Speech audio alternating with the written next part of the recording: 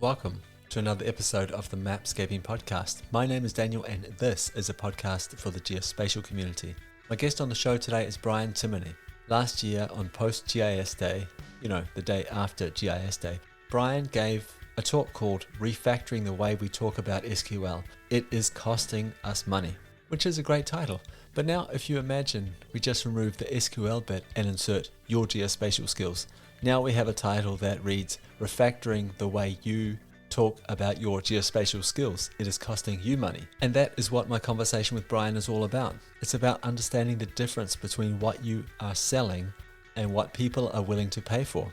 It's about the importance of aligning your skill set with what the market sees as valuable. And sometimes the only difference is the way we talk about things. But more on that later. First, I want to thank this week's sponsors, Scribble Maps and Mergent Maps. But let's start with Scribble Maps. You can use Scribble Maps to augment your current GIS workflows and bring GIS to all levels of your organization. So just a couple of things to focus on here. Firstly, augment, not replace. Scribble Maps and ArcGIS Pro, QGIS, or dare I say even Grass would be a really powerful combination. Scribble Maps is not a replacement for any of these tools, but it would be a fantastic augmentation. Secondly, bring GIS to all levels of your organization. This is easier said than done. You need the right combination of functionality and ease of use. I'm currently struggling with this exact challenge in my current consulting role, and a tool like Scribble Maps would be a far better fit for this than the current software that I am forced to use. If you're interested in checking out Scribble Maps, book a one-to-one demo with Scribble Maps today and mention Mapscaping for a discount. I'll put a link to that in the show notes. Our second sponsor is Mergent Maps. Mergent Maps is a QGIS field survey app for seamless geodata collaboration and easy synchronization. You can use it to capture data in the field, on and offline. It has customizable forms. You can attach photos and export to various formats, and it plays nicely with external GPS devices.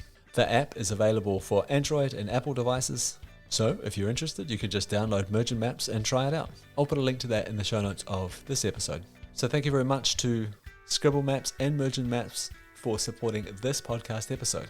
By supporting this episode, they're actually supporting all of the episodes. So I really appreciate their support. Thank you.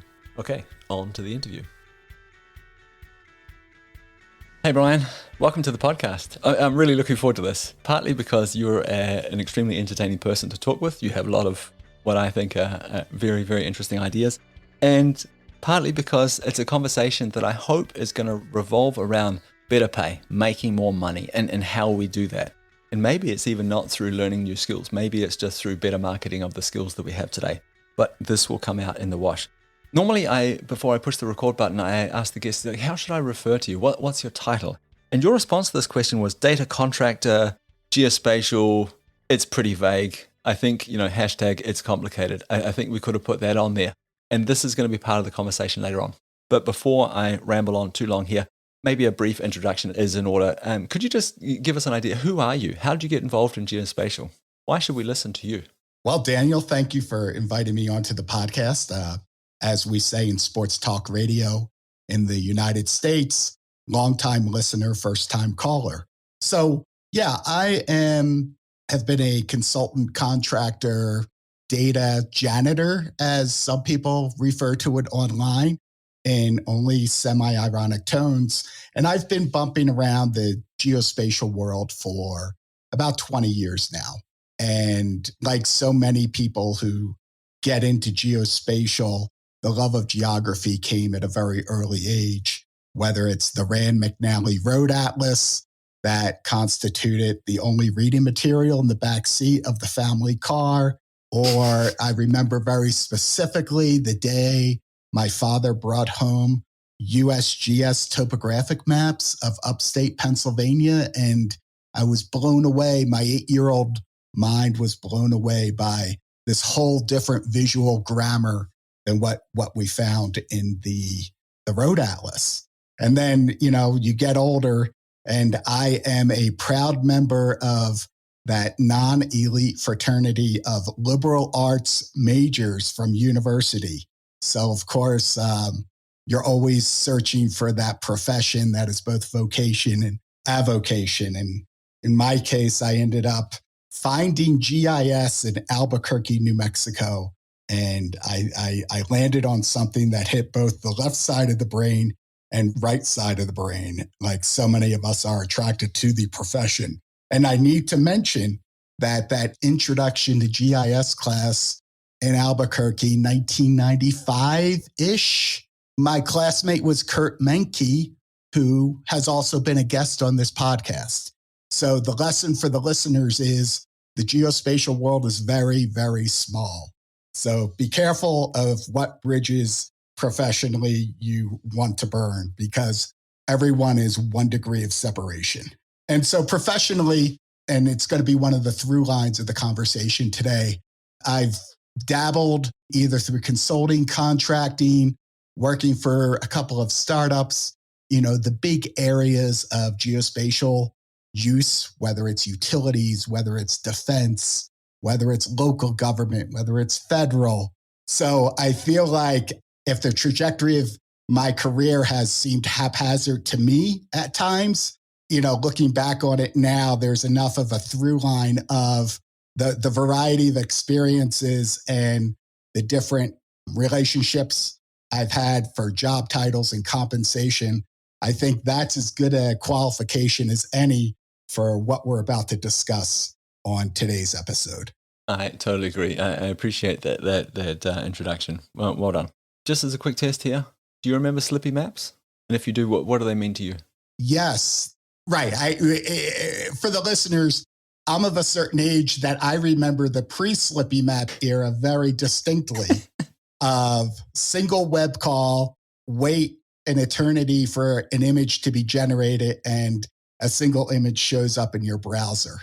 And I was so fired up by Slippy Maps and the first iteration of Google Maps that I was working with a developer friend of mine to inject my own data into Google Maps before they had an API. That's how excited I was about the web mapping revolution, and the launch of Google Earth was around that same time frame. And Dan, you have no idea, between the mapping technology and where I was at in my career, there was no way I wasn't going to become rich off this mapping revolution. Yeah. It was all up and to the right, wasn't it? Amazing time. Okay. Back to reality here. A little bit more about your current sort of status, position in the market, if you will. Are you self-employed currently, or are you working as an employee for someone? Yeah. So I've been working the past few years as W-2 contractor, like so many of us in geospatial, and actually with a mix of geospatial positions as well as non-geospatial positions. And, one of the ironies, which of course directly pertains to the topic at hand, is my current position has very little geospatial at all, a subset of my skills, and yet the rewards of the marketplace exceed, the vast majority of my positions that really tested the limits of my geospatial skills. So, you're kind of walking that tightrope of the non-spatial data world. That demand curve looks a lot different than what it looks like within what we would refer to as the traditional GIS sector. Perfect. This is a perfect segue. Really appreciate that. As a podcast host, this is amazing. So let's talk about this a little bit. Why do you think that is? Why are you making more money using your non-GIS, non-spatial skills than what you might make if that was in your title, if that was a big part of your role? And I guess what I'm trying to understand here is it seems ironic, because normally we hear the message niche down, be something for someone, not sort of everything to everyone. And non-geospatial, very quickly we head into the world of IT. But maybe you have some different thoughts on that. Why do you think it is that you make more money, you're just using a fraction of your spatial skills than what you would using your spatial skills? Yeah, so the more kind of direct phrase of niches get riches, and yet here in the geospatial niche, that doesn't seem to have been the case. And so I've actually probably given this a lot more thought than is psychologically healthy. And I will say that it probably goes back to the early days of GIS. And my working theory is, because the GIS sector has always explicitly set itself apart from the rest of IT in kind of a parallel situation where we ran our own web servers, we ran our own database servers. We were very self-sufficient. And, the idea of, where do you find GIS people? Oh, down the hall and to the right, the room where the plotter is, right? And so we were never integrated into, quote, mainstream IT. And frankly, a lot of us in geospatial liked it that way.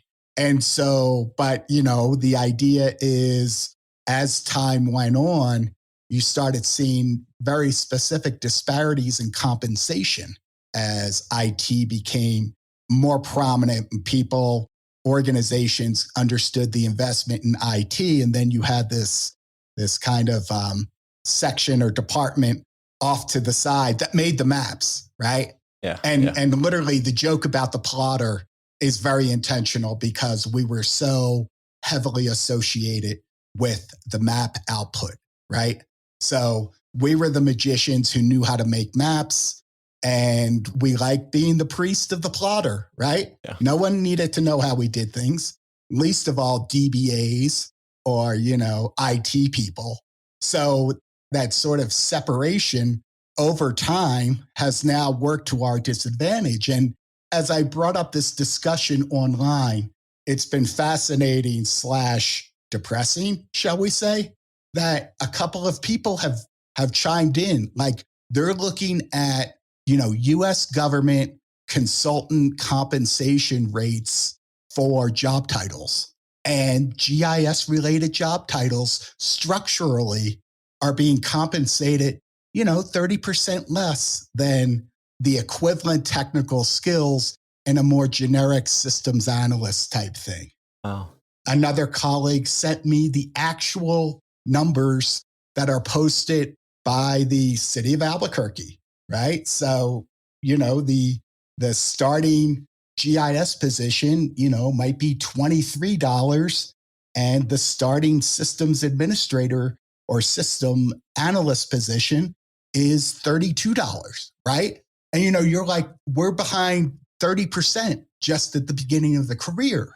And as more and more people have chimed in on this topic, and we could talk a little bit more about it later in the conversation on LinkedIn, those disparities that we see in the salary tables at the beginning of the career, that diversion just becomes more pronounced as you get into mid and senior career levels. So I've heard some people refer to this as the spatial discount, and kind of a bit of tongue in cheek, but there's a real reason why they say that. So, and if I'm understanding you correctly, what you see happening is that back in the good old days, when we were still calling things slippy maps, it was an advantage to be known as the map magician. People left you alone, and you did the map magic and created these amazing outputs. And then through time, this has become less advantageous for us in the geospatial world because people aren't paying as much money for map magicians as what they're paying for, business analysts. Just as an example. Am I roughly on the right track here? Right. And I would kind of frame it in terms kind of GIS people grew up with, from the outset of their career. And the idea of what do we talk about when we talk about map making? 80% of the time and effort going into making a map is getting the data into shape, finding the data, cleaning the data, getting it into some sort of shape. And then the stuff we love, the cartography and final presentation, and oh yes, the North Arrow, that is the final 15 to 20%, right?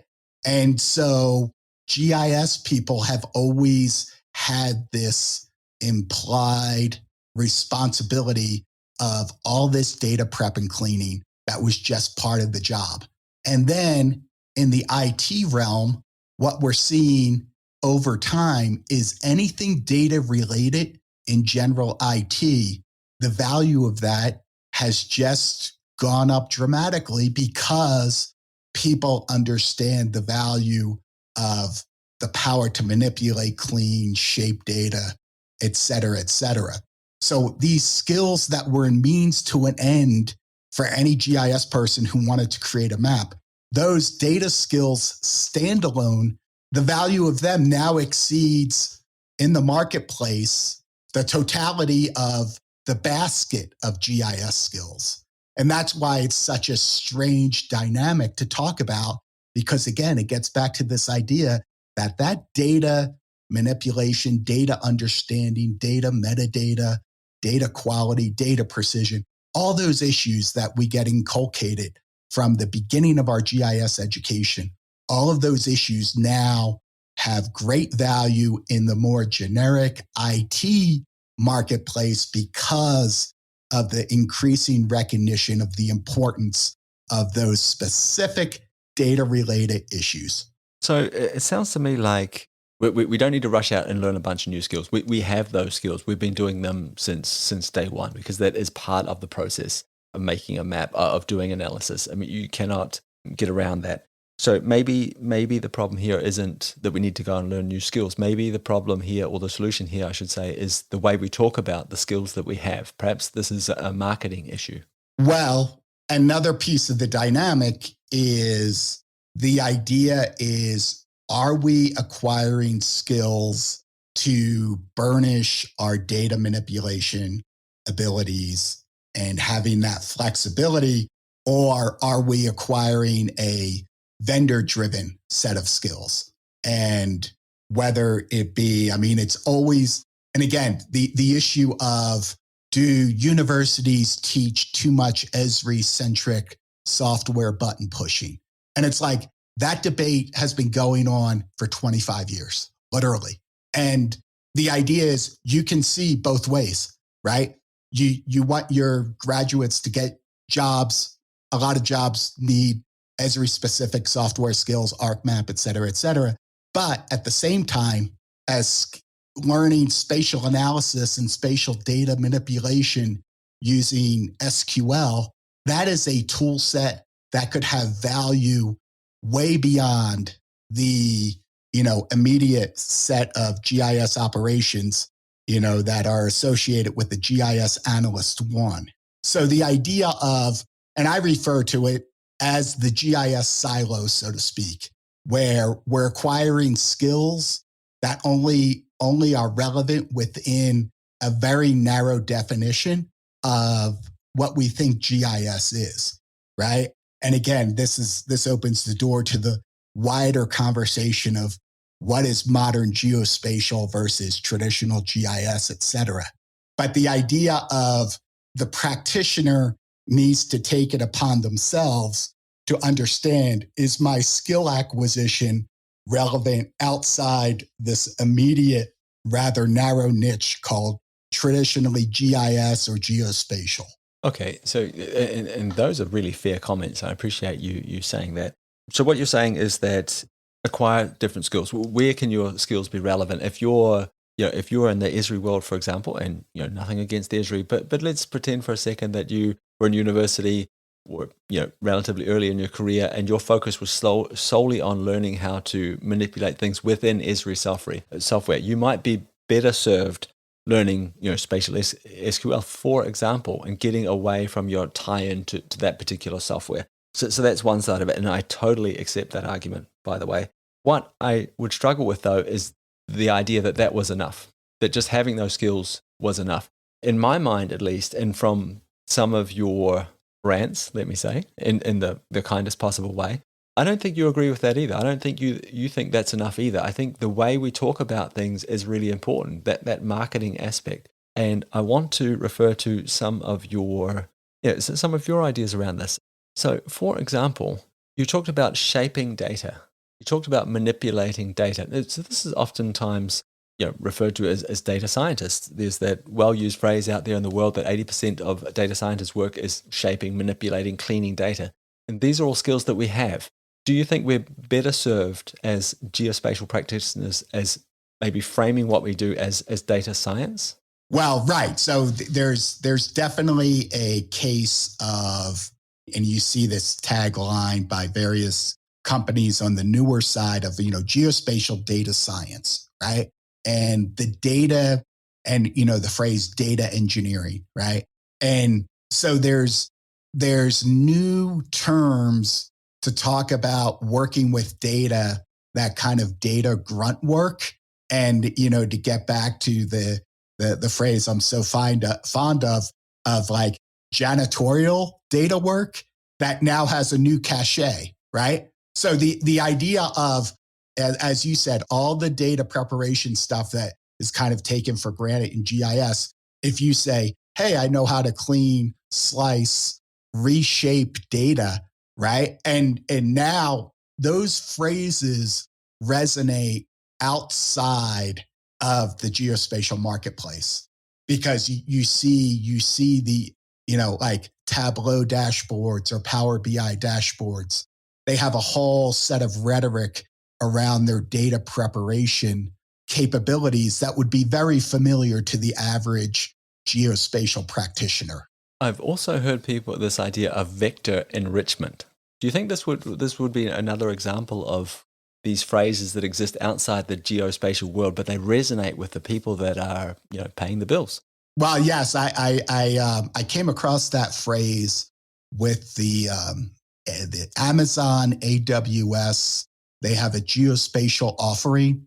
I think it's somewhat related to SageMaker, but anyway, it's geospatial operations on the AWS cloud, and they charge you per transaction, et cetera, et cetera. And so they have this whole section of like, we offer geospatial enrichment capabilities. And you're like, what's that? So I'm reading it, and it's like, oh, that's reverse geocoding and spatial joins, right? And what are the most common things that we do as spatial practitioners are spatial joins. Hey, what polygon is this point in? And so the joke I made on Post GIS Day is, if the AWS marketing people, who are a lot more skilled at creating revenue than the average geospatial person, if they want to call spatial joins vector enrichment, then I'll gladly adopt that verbiage and reap my minor set of those rewards. So this reminds me a lot of the conversations I've had with recruiters in the geospatial world. And I'm sure this is reflected outside the geospatial world as well. What they're looking for when they have a role, they publish it on wherever, and when they get people applying for their role, they're looking for the same words. It's a keyword game. Are they using the same words? And you can confuse them and miss out on a lot of opportunities simply by using other words. And so the game you're playing is, you call it, vector enrichment. You are referring to this data plumbing as data science. Oh, you're not talking about a hexagon grid. You're talking about the Uber H3 hexagon grid. Okay, let me use those same words back at you. And you're showing them that, yes, I understand you. I see you. And you use words that resonate with them. And this reminds me a lot of what you're saying now. Yeah, absolutely. And I'll even give you a more basic example. One of my best hiring decisions, and I was on the review committee for a city GIS job, right? Kind of entry level, right? And so, you're reading the resumes and they're all over the place, and they're talking about their lifeguard job in high school, et cetera. All the stuff you put on your resume, like when you don't have anything else to put on. And this one person had a internship, and he used the word concatenate, right? And talking about, how he was manipulating data. And it leapt off the page, because the idea is, if he knew that term as an entry-level person in the specific context of data manipulation, then this is a person we can work with, because they already understand that language. And again, if there is nothing else people take away from this episode, is creating very precise, specific language around your individual skills that resonates in different sectors of IT, right? And that is the game, because as you say, the job search game is largely a keyword game. And We not using or using a very constrained traditional GIS set of words, of vocabulary. It narrows the context of your skills when your skills are actually much more broadly applicable through all different corners of IT and industries than you are giving them credit for.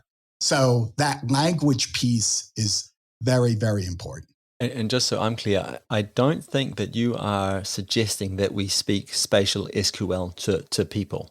I think what you're suggesting is that use the words that they're using, show them that you understand the problems that they're trying to solve, and remember that you can apply for a broader range of opportunities because you have a very broad range of skills. You don't need to silo yourself into the GIS world. Absolutely, absolutely. And I even made the point on the very kind of post-GIS day, right? And so to put on your resume post-GIS. So for those who don't know, post-GIS is the spatial extension to Postgres SQL, whatever. And the idea of Postgres has resonance in the startup world, in the larger, much bigger context than just GIS.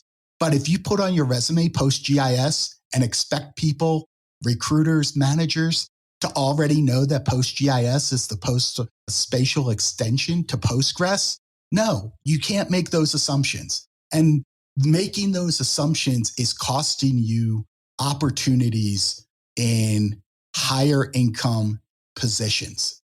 And that's what makes this language conversation not optional in the current marketplace. Where were you in your career when you figured this out? And maybe you could give us an example of what happened to you after you figured this out. So how did this sort of realization come about to you? Okay, I have two answers to that. So remember, I was going to get rich through web mapping, right? Yes. Every mapping project, every web mapping project is a data management project in disguise. And guess what people don't want to pay for? Data management, especially, it happens under the covers. It's like, what's that guy wasting all my time for? Where's my map, right? So folks who aren't really tuned into the necessity of cleaning up the precious data that they want to see on a map, it's hard to get paid for just grunt data management as a standalone. They want to pay for the map, and they have a very specific idea of how much that should cost. So that's one answer. The other answer, and this experience just like burns in my head, Daniel. So I had this like crazy setup where I was taking 3-hour updated hurricane tracks through the Gulf of Mexico and updating my database. And then I had these crazy PHP scripts so people could create buffers in the Gulf of Mexico, and I would tell them how many oil and gas platforms in the Gulf of Mexico, were threatened by this storm track in this dynamic time, like feeding live data, geospatial polygons into Google Earth. How cool is this? So I was sharing an office with a guy. He was successful, Daniel. He was wealthy. He had a PhD in geology. And I tell him, now this is the buffer tool. Look, you can click anywhere and you get a buffer and you can choose how wide the buffer is. And he looked up at me, PhD, successful geologist. What's a buffer? And I'm like, I did not have product market fit. And it was one of those ideas of this is my target user, and I am already using language that me and my GIS buddies use every day, and we all know what we're talking about.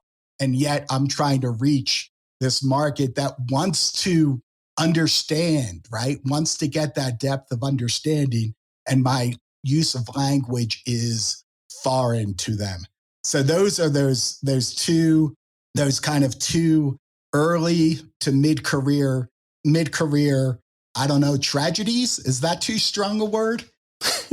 But they certainly set me down a path of dark nights of the soul. And let's just leave it at that. Thank you very much for sharing that. Appreciate it. Can I add a podcasting example to this? Sure. Okay, so podcasting takes a long time, and it's hard to get paid for podcasting. And I remember the only reason this podcast continues to survive is because, I've turned it into a profession. I get paid for this, not for every episode, but for enough. And the big move for me in terms of getting paid for this is understanding what people want to buy and what it is that I am selling. And this sounds like a very sort of difficult thing to hold in your head, but it's, what do people pay money for? And again, back to this language. They use a certain kind of language when they talk about things. So for me, I had to learn the language of marketing, because when people approach me to sponsor the podcast, to sponsor our website, to be featured on the podcast, typically they're a marketer and they're wanting something very specific. And if I don't use their language, we talk past each other. We can't communicate. So I had to learn marketing. And since I learned marketing and figured out, okay, they speak like this, they put emphasis on that. Now I understand what it is they're willing to pay for, and therefore I can align what it is that I'm selling to that. So there's a match. And this is what makes this podcast, or lets this podcast continue, is that alignment between what they're wanting to buy, willing to pay money for, and what it is that I am selling. There has been a lot of heartbreak along the way to realizing this. Yeah, and it can be a painful journey and a very uncomfortable journey as well. But it's a journey worth going on. The downfall of being in a technical field, right, is you want to impress other technical people, right? And so you adopt the language, look at this cool feature, et cetera, et cetera. Yeah. And so we're already dragged into this flattering our contemporaries, our people who already know the insider language, so to speak. And I will just make a broader case. And the broader case is this. This has been a challenge, this marketing challenge, which we're speaking of. This has been a challenge for well-financed startups in the mapping space. You're seeing it now in the larger data visualization and, dashboard world, which seems to be going through its own trough of disillusionment of like how to connect the usefulness of sophisticated visualization with actual value that, stakeholders, managers, decision makers can actually use, right? So we have this language that is just not working in that respect in the marketplace, like actionable insights. Well, no one who takes action is looking at your dashboard. I'm sorry, right? So the idea is technical people adopting the right language to reach a broader audience. It's just not GIS people trying to broaden their career prospects. This is a larger problem that's afflicting very, very kind of close corollary sectors of the IT world, such as data visualization. And I see, within the GIS world or geospatial world, I see two different approaches to this. One approach is I am going to adapt my messaging, the words I use, the language around this product, service, whatever it is, to the people I'm talking to.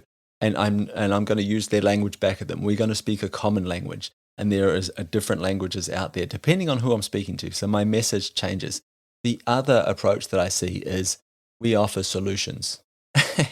and like, I'm pretty confident that it's the first approach that works better. Those people that adapt to the audience that they're speaking to, they are the ones that will more likely to go on and find product market fit and get paid for their work.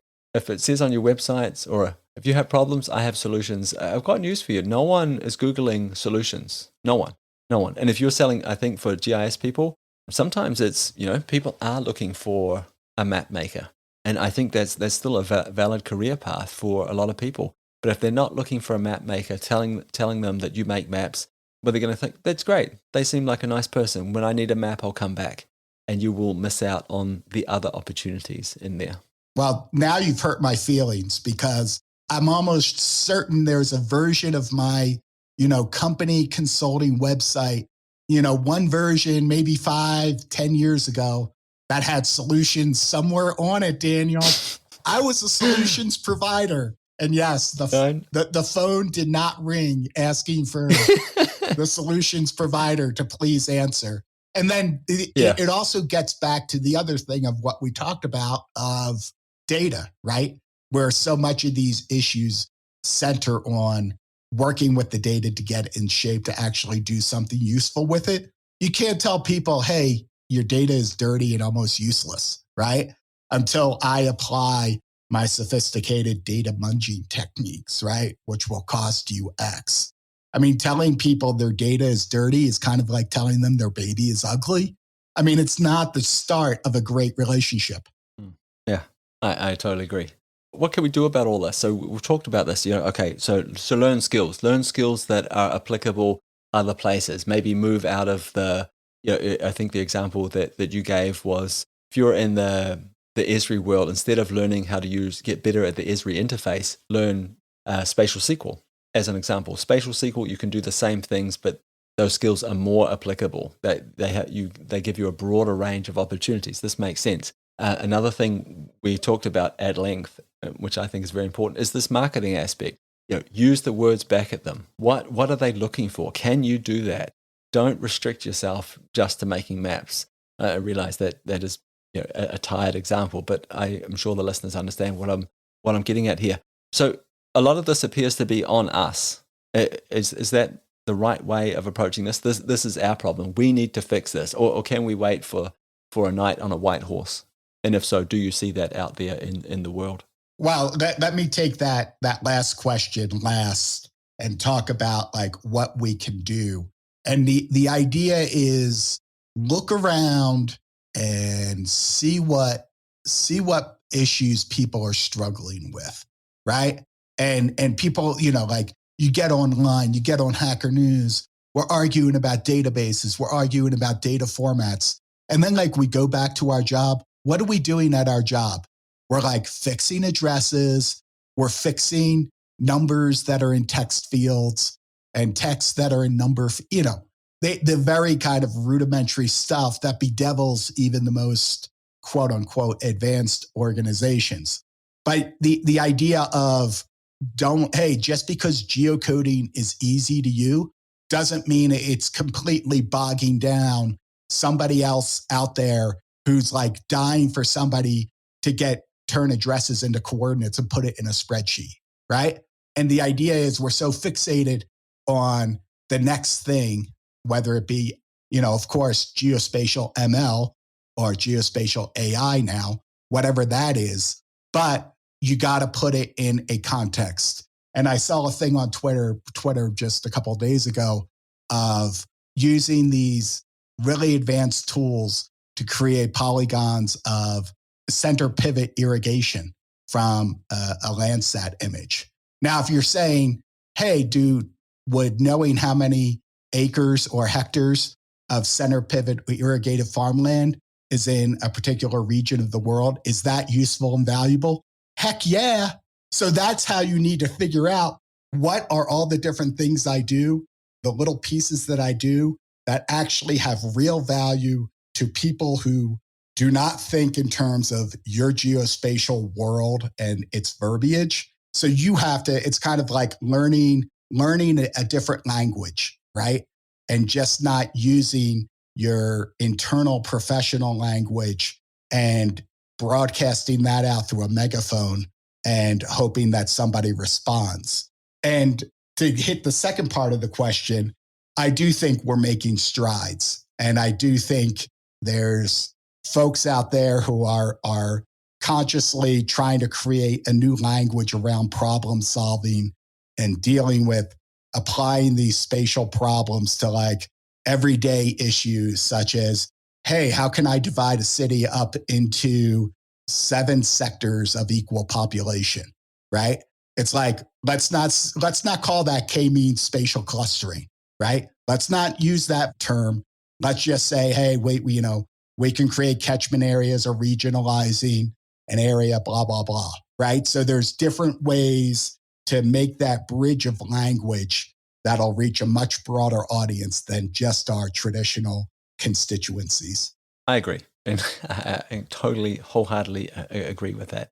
I think a lot of us that are in technical roles got into technical roles because we really enjoyed it. And perhaps it was because dealing with technical things, dealing with data was easier than dealing with humans. Like the idea that you can just sit in your room and engross yourself in a technical problem and solve that.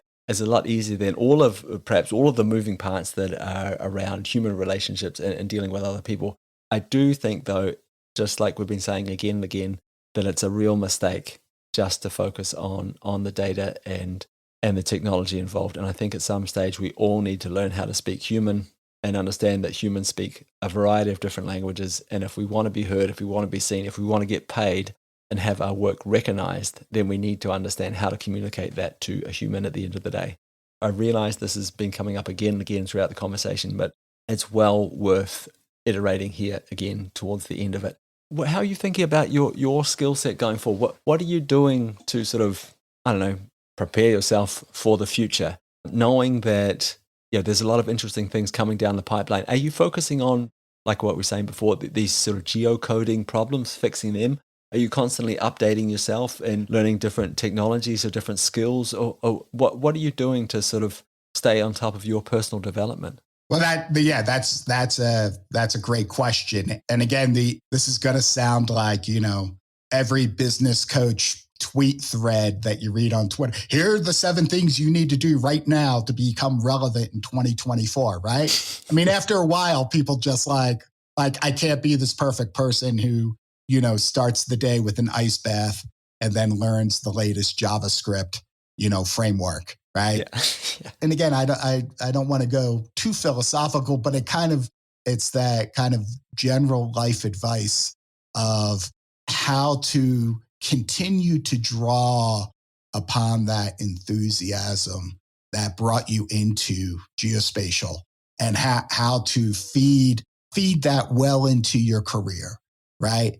And so whether it's acquiring different skills within a segment that has a personal interest to you. So like I know people who are politically active. So using and distributing geospatial information, whether as a volunteer in political campaigns, et cetera, et cetera. But in terms of professional development, right. I mean, there is a kind of requirement just to keep your skills not only up to date, but in a way that resonates with you, right? And in geospatial, like the idea of there's people who love the cartography and actual map making aspect of it. And, you see those skills of, the videos that John Nelson does of how to use all these settings in Arc Pro to create these really distinctive maps, right? So if that's your bag, creativity. I'm a data guy, right? So it's like, I love PostGIS. I love Spatial SQL. And, I'm creating SVG documents using SQL. And okay, they're NHL shot charts, which are not everyone's bag. But the fact I create a finished map document using just SQL, that jazzes me. And now, stuff we're seeing like DuckDB, which is a database that can, you can completely manipulate within the browser, right? But again, as you're acquiring different skills, you also, that kind of utilitarian part of your brain has to think about, okay, can I position this in the marketplace so it resonates with professional opportunities, right? I really appreciate that little bow on the end there, because I think it's one thing to acquire skills, but if you're acquiring them with the hope that they are going to make you more money, give you more opportunity, then I think you need to be conscious about the skills that you're acquiring. I think that's really important, and that was the bit that I got out of the end there. So I appreciate that. Can I just interrupt real quick? Please. And make another point is geospatial is too big to be an expert at everything. So the idea of don't get into bouts of self-laceration because you don't know anything about spatial SQL, but you know a ton about imagery analysis, or you never deal with raster and you like not dealing with raster and you can work with vectors all day, or you prefer to figure out, cartographic presentation and advanced data visualization. The idea is geospatial's too big an umbrella to become an expert at everything. So again, take those bits and pieces that resonate most with the reason you got into the industry to begin with. Yeah, that makes a lot of sense. What do you see people asking for out there in the market? What is the skill that you have today that is the most sellable, that is the most marketable? Uh, to be blunt, I save your data projects, right? And like, what does that mean? And again, this is when I started my consultancy.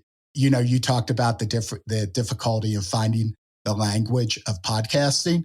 Hanging your shingle out as a consultant, you talk about not having no idea of how to market. That was me. I should have just cut to the chase. I offer middle management safety nets for their projects that have, like any IT project, has a high rate of failure, right? I'm the insurance policy. Does that resonate emotionally? Yes, I think it does. Before I even talk about, I use protomap tiles. Does that impress you? No, he or she has no idea what that means. But the idea of data related projects are failing just like they always have. And now that we're mixing and matching so many disparate data sets together for analysis purposes, all those, creaky, abstract concepts we learned in school about data accuracy versus data precision, guess what? The wider world now has to wrestle with exactly the same thing because, right, all the latest and greatest techniques, we're just pouring all these different data sources together into some sort of black box that we label with ML or AI. And then what comes out the other end is supposed to be quote unquote actionable. So the idea of demystifying anything around data and analysis and how to communicate analysis up the decision-making chain, those are the high value skills that are even more in demand given the technological advances.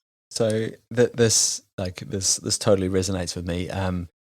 I believe that people will pay to get their problem solved. They'll pay to be seen, to be heard. Although they'll pay people that speak the right language. Oh, you need a data science. I do data science. I can shape and slice your data. I can clean your data. They want to understand that you know what the problem is, and that is not negotiable. I totally believe that. But what I think people underrate is people pay for certainty as well. You use the word safety net. They pay to have somebody that they can point at and say, that's Brian's problem. Brian's on top of that. And they pay for the certainty to know that you're on top of that, and you'll fix that, and you'll communicate the status of the project in whatever form it's in back to them in a way that they can understand. I have seen this in the real world. People pay for that kind of stuff. And if you can take your hard skills, wrap it up in a language that they understand, packaging that other people can relate to, and then put that bow on it of certainty, security, safety net, I think you're onto a winner there. I would add to that and say, especially because geospatial is so black box to non-geospatial practitioners, the idea of no one has any idea what is hard and difficult and what is easy, right? And our problem as practitioners is we associate hard, difficult with high value to the end user. When no, there might be no direct correlation, right? To go back to my geocoding example, right? The idea of how people value their problems versus the sophistication of techniques that are needed to accomplish those problems, complexity, difficulty does not necessarily equal higher value. And if you can lay out the situation to a decision maker, an upper level manager, here are the pros and cons of the approach we're going to take. Here are the risk factors. Here's why it's going to succeed if we can negotiate this, set of known obstacles, right? So all a generalist manager wants to know is there's a route to get from point A to point B. And if something comes up, I need to know right away and have a workaround, in hand, right? A fixable solution. But yeah, if you're a practitioner, right, risk management, risk aversion at the managerial level, and explainability of what's going on. So when you unroll that beautiful map, people know the data behind those colors was analyzed and collected in a intellectually responsible fashion. Brian, I think this is probably a really good place to wind up the conversation. And I want to say I've talked to you twice now, both times. Fascinating conversation. I really appreciate you for showing up on the podcast and sharing some of your insights with the audience. It's been fantastic. Somebody will be listening to this. Hopefully a lot of people will be listening to this. I think, how can I get a hold of Brian? Where can I go? Is there anywhere online we can point them towards? I'm still on Twitter with the same amount of reluctance that many are still on Twitter with. But my main area that you can find me is on LinkedIn. And that's the easiest way to get in touch and say hello. And happy to connect with people and communicate. My advice is always free, and occasionally it's worth slightly more than free. So there you go. Thanks again for your time, Brian. It's been fantastic. Cheers. Thanks for the conversation, Daniel. I really hope you enjoyed that episode with Brian Timoney. As always, there'll be a bunch of links in the show notes. Please take the time to check them out. If you want to catch up with Brian, there'll be plenty of places to contact him. Just follow the links. There'll also be a link to Scribble Maps. If you're looking to bring GIS to all levels of your organization, check out Scribble Maps. I think that it offers the right combination of functionality and ease of use. And if you book a one-to-one demo and mention Mapscaping, you'll get a discount. And our second sponsor is Mergent Maps. So Mergent Maps is a QGIS field survey app for seamless geodata collaboration and easy synchronization. Notice the easy synchronization. That's important because you can use Mergent Maps to capture geodata in the field on and offline. And sometimes capturing data is the easy bit, but synchronizing it is the tough bit. But Mergent Maps will take care of all of this for you. The app is available for Android and Apple devices, so you can just download Mergent Maps and give it a try. There'll be links to these things in the show notes of this episode. Thank you so much for listening all the way to the end. It's much appreciated. I'll be back again soon. I hope that you'll take the time to join me then.